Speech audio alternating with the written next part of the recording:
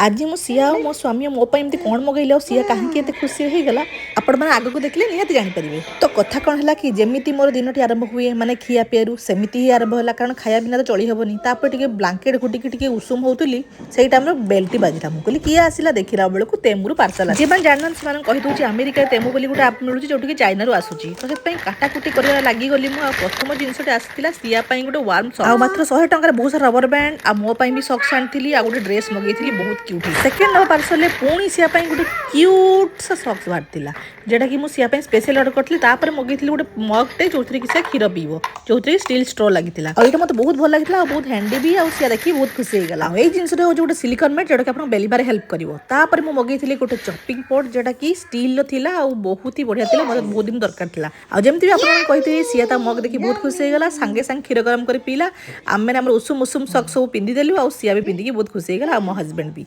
तो वीडियो भल लगे लाइक सब्सक्राइब निश्चिंत करेंगे पुणी देखा नेक्स्ट वीडियो।